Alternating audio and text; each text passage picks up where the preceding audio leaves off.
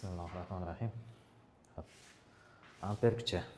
Magnit maydonga tegishli amper kuchi bor. Shuni o'rganamiz. Nima degani o'zi?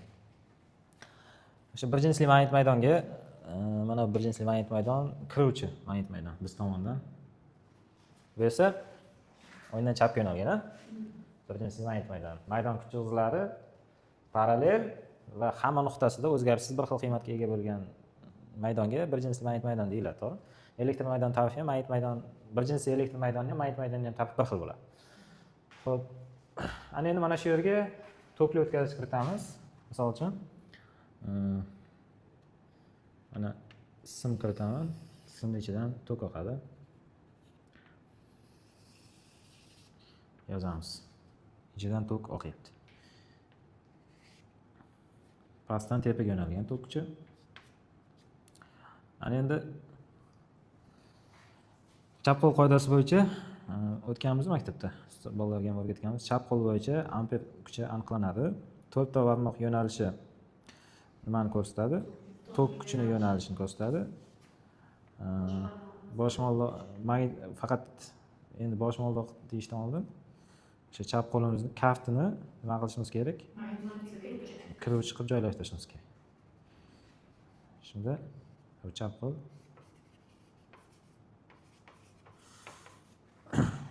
kaftimizni magnit maydon kuch chiziqlariga kiruvchi qilib joylashtirsak, to'rtta barmoq magnit maydon tok kuchi kaftga kiruvchi magnit maydon nimasi? Induksiyasi B.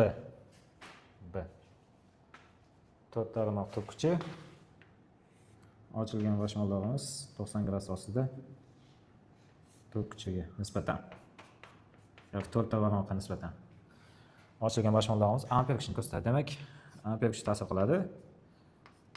Faqat qancha joyiga qarashlaringizga bog'liq. O'tkazgichni masalan mana delta L qismi desalar, shu delta L qismiga tegishli amper kuchini hisoblaysiz. Kelishdiki, qancha uzunlik qarashlaringizga bog'liq. Shunda masalan, rosa uzun bo'ladigan bo'lsa, bir jinsli magnit maydonga qanchadir qism kiritilgan bo'lishi mumkin. O'sha delta L qismi olinadi. Amper kuchining formulasi nima edi? F amper kuchi tok kuchi magnit maydon induksiyasi simning delta L qismi magnit maydonga kiritilgan va sinus alfa degan joyi bor edi. Sinus alfaning ichidagi alfa bu tok kuchi bilan B orasidagi burchak desa ham bo'ladi. Masalan, tok kuchini vektor deb oladigan bo'lsak, pastdan tepaga qarab oqyapti. Bu skalar qiymat bo'yicha xarakterlanadigan fizika tarix to'g'ri. Vektor deb oladigan bo'lsak, tok kuchini oqish yo'nalishi yoki uzunlik yo'nalishi deymiz, farqi yo'q. Delta L bilan B desa ham bo'ladi. Orasidagi burchak. Hozir 90 gradus betda delta L bilan B. Mana bu yerdan ham chizaylik uni. Avval mana bu yerdan chizib olaylik. Sal boshqacha pozitsiyasini, masalan, qanaqadir delta L uzunlikdagi simdan tok oqyapti deymiz.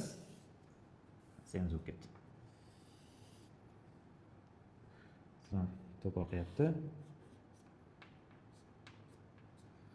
Amper kuchi chap qo'l qoidasiga ko'ra 4 barmoq kuchi tok kuchi, B kiruvchi boshmoqloq amper kuchi yo'nalishini ko'rsatadi. Shu qanaqa joylashuviga qarab to'pli o'tkazgichimizda joylashuv pozitsiyasi o'zgarsa burchak ostida bo'lib qolyapti-ku. Mana bir xil qolyapti. Amper kuchi ham o'zgardi. Endi sal boshqacharoq chizdik. Mana bu yerda alfa qismini ko'rsatishim kerak. Eta to'pli o'tkazgichimiz ichidan tok oqadi deymiz. Shunda I bilan mana B orasida burchak bor. Bunisini xohlasangiz bunisini olinglar. Uning vahshiy farqi yo'q. Kelishdiki, mana ichidan tok oqyapti-ku. Rangini ajratib qo'yaylik. Mana I bilan B ni xohlasangiz bu burchakda alfa deb o'ylang. Xohlasangiz bu burchakda alfa deb o'ylang. Agar mana bu tomonni alfa deb oladigan bo'lsak, nabi tomonni 180 minus alfa deb olamiz.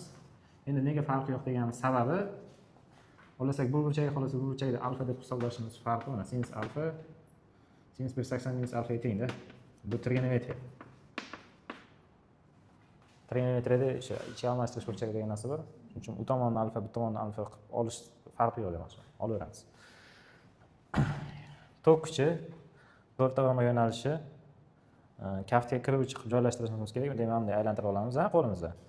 B kiradi, magnit maydan induksiya kuchi chiziladi. Va amper kuchi qayerga yo'nalib qoldi? Biz tomonga qarab yo'nalib qoldi. Shunda amper kuchining yo'nalishi mana bu amper kuchining yo'nalishi ekan. Hamon o'qib bizga uchib kelyapti. Kelishdiki? Shunda tokli o'tkazgichimiz biz tomonga qarab harakat qiladi. Magnit maydonga joylashib olgandan keyin. Harakat qilgandan keyin ish bajaradi, boshqalar hozir gaplashamiz. Undan oldin mana bu yerda ikkita parallel o'tkazish orasidagi ta'sirlashuv kuchi bor-da, ikkita parallel tokli o'tkazishlar orasidagi. Shuni o'rganishimiz kerak. Qarang. Xo'p. Mana formulani o'zini yozaman birinchi. Qarang, ichidan tok oqadi deymiz. Bir xohlasak ikkalasini bir xil yo'nalishda harakatlantiraylik, mayli. Ikkita parallel tokli o'tkazishdan bir xil yo'nalishda tok oqadi. Qarama-qarshi emas-da. Kelishdiki? Endi bular orasida ta'sirlashuv kuchi bor, yo bu simlar tortishadi yo itarishadi. Endi men to'g'risi esimda yo'q. Hozir isbotlab chiqaramiz. O'sha ikkalasi bir-biriga amper kuchi bilan tortishadi. Desak, formulasi bor edi. Mu V0 I1 I2 taqsim 2 pi R endi R D de. Pi D delta L. Mana shu formulani isbotlashimiz kerak-da. Delta L deganda endi nima nazarda tutilyapti? Simning uzunligida. Mana simning uzunligi delta L. Ikkalasining uzunligi bir xil. Hozir mana birinchi tokli o'tkazishni atrofidagi magnit maydonni topamiz. Bunaqasiga. U qanday aniqlanadi? O'ng qo'l bilan, boshmoqlarimizni qo'yamiz. Tok cho'qchi yo'nalishida to'rtta varmaga aylanishi mana bunaqasiga magnit maydon induksiyasini bildiradi. Demak, I1 tokning atrofida magnit maydon induksiyasi bor ekan.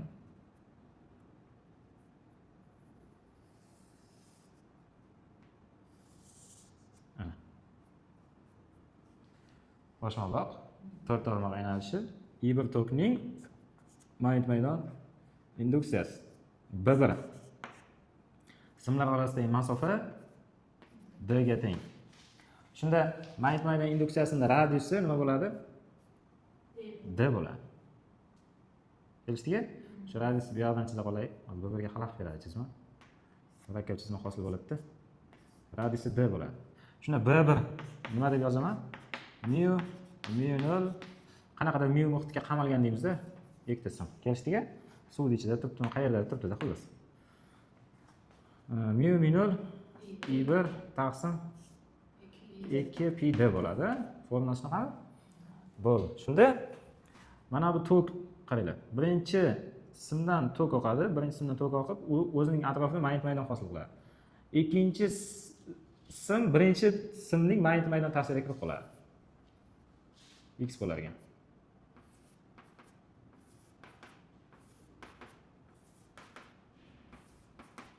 Ikkinchi sim tomonidan ikkinchi simga birinchi sim tomonidan B1 magnit maydon induksiyasi ta'sir qiladi. Kelishdiki? Bunday silindrik shaklda ta'sir qiladi deysizlar. Shunda ikkinchi tokimiz ikkinchi simdagi delta L uzunlikdagi tokimiz simdan tok oqadi, magnit maydonga joylashib oldi degan tasavvurga ega bo'lamiz va bunga ta'sir qiladigan amper kuchi yuzaga keladi. Shunda chap qo'l bilan aniqlanadi. Chap qo'lni ochamiz. To'rt tomon yo'nalish tok kuchi, kaftga kiruvchi magnit maydon induksiyasi, amper kuchi chapga yo'nalgan bo'ladi. Shunda mana magnit maydon tomonidan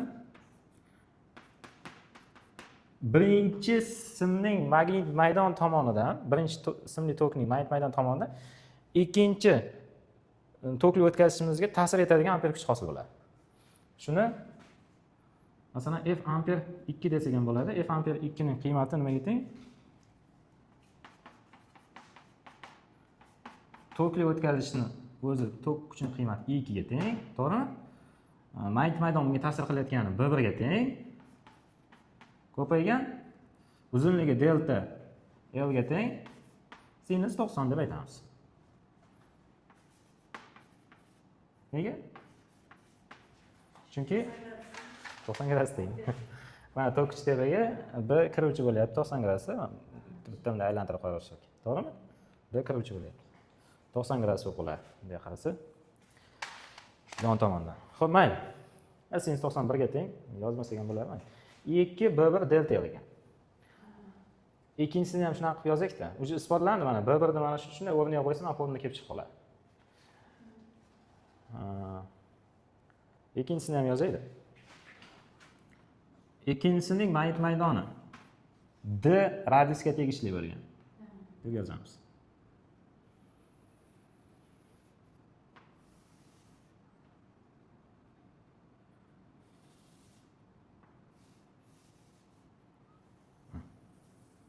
D radiusga tegishli bo'lgan deb yozamiz mana. Chizma murakkabda shunaqa. O'ng qo'limizni olamiz. Tok kuchi yo'nalishi. 4 tarmoq aylanishi nima bo'ladi endi? Magnit maydon induksiya aylanishi bo'ladi. To'g'rimi? Mana. Magnit maydon induksiya aylanishi bo'ladi. Bu B2. B2 ning qiymati nima teng? mu 0 I2 taqsim 2 pi D. Shunda ikkinchi tokli o'tkazishning magnit maydoni birinchisiga nisbatan chiquvchi bo'lib qoladi. Nuqtachalar bo'ladi.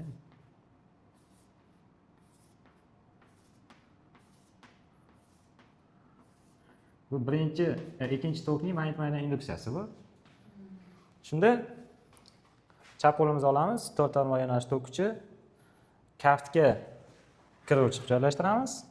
B2 ni amper kuchi bu yoqqa olib qoladi, bu tomonga.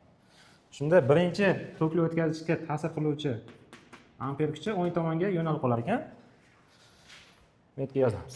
F amper bir nimaga teng? Tokli o'tkazgichi buni I1 ga teng.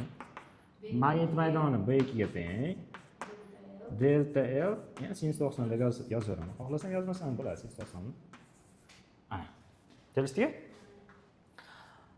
Endi ikkalasini davom ettirsam, mana ikkalasi ali va ali ikkalasi bir xil kuchda. F amper 1 ham, F amper 2 ham. I1 B2 nima aytayman? Olib kelib qo'ying bo'lgan. mu 0 I2 taqsim 2 pi D. Ko'paygan delta L sin 91 ga teng yozmaymiz. Hozir mana B2 ning qiymatini qo'ydim. Bu yoqdan ham xuddi shunaqa qilaman. F amper 2. F amper 2 nima? I2 bir shuni ko'chiraman. mu 0 I1 taqsim 2 pi D. Ko'paygan delta L sin 91 ga teng. Bir xil formula. Faqat mana I1 bilan I2 joy almashib qolganda bo'lyapti bu. Shunda ikkalasining orasida qanaqadir tortishish amper kuchi bo'ladi deymiz. Bir xil yo'nalishda tok bir xil yo'nalishda oqsa, parallel tokli o'tkazishlardan. Eshitdingmi? O'shanda ikkalasi quyidagi kuch bo'yicha tortishar ekan. Mana shuni tagiga yozib qo'ysam, bu yoqdan nimadir tushuntirib olarimda keyin. F amper kuchi mu 0 I1 I2 chaki I1 ni ko'paytirib qo'yamiz. I'lar yonma-yon bo'ldi. 2 pi D taqsim ko'paygan delta. Isbot tushunarli? Ana endi amper kuchini bajargan ishini topaylik. Amper kuchi tokli o'tkazishni harakatlantirib olar ekan, o'shani topaylik. Amper kuchini bajargan ishi.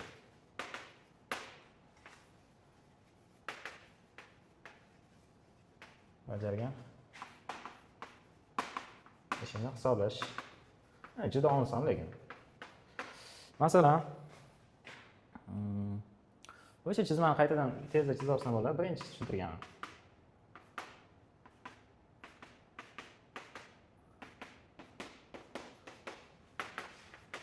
Magnit maydon induksiyasi bizdan kiruvchi bir jinsli magnit maydon induksiyasi. Tokli o'tkazishni joylashtiraman. Delta L uzunlikdagi. Shunda tokni pastdan tepaga harakatlantirganmiz bittami? Xuddi shunaqa qilamiz. Pastdan tepaga chap qo'limizni olamiz. 4 tarmoq yo'nalish tok kuchi, kaftga kiruvchi B, amper kuchi chapga qoladi. Shunda tokli o'tkazishimizga o'ngdan chap tomonga qarab amper kuchi ta'sir qilar ekan. Endi tokli o'tkazishimiz nima qiladi? Harakatga keladimi? Amper kuchi hisobiga harakatga keladi.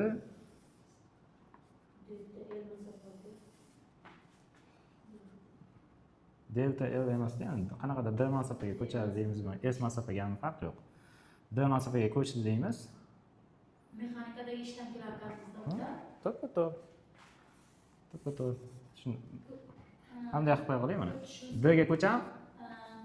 Ko'chish bu vektor kattalik, amper kuchi ham vektor kattalik, kuch nima edi o'zi? Fs kosinus alfamidi? Mexanikada. Endi shuni dal hisoblasak, kuchimiz, jismga ta'sir etadigan kuchimiz amper kuchi deb xulosa qilamiz. S ko'chishda D deb xulosa qilamiz. D bilan o'sha ko'chish bilan kuch bitta yo'nalishda bo'lgani uchun kosinus 0 bo'ladi. Kosinus 0 1 ga teng bo'ladi. F amper ko'paygan D bo'ladi. A teng I B L D bo'ladi. Ko'rishdingmi? To'g'ri burchak ana ko'paytmas bo'lar ekan n bo'yiga.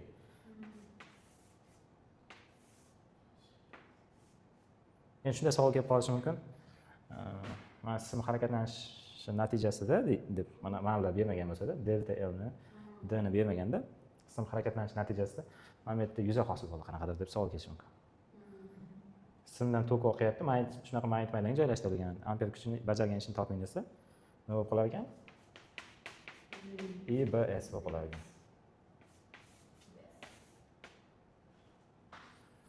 Tushunarli? Yuzani beradi-ku, to'g'ri burchak yuzasi. Enini o'sha bo'yiga ko'paytmas. Keyin buni magnit momenti ham deyiladi, bu narsani keyin gaplashamiz.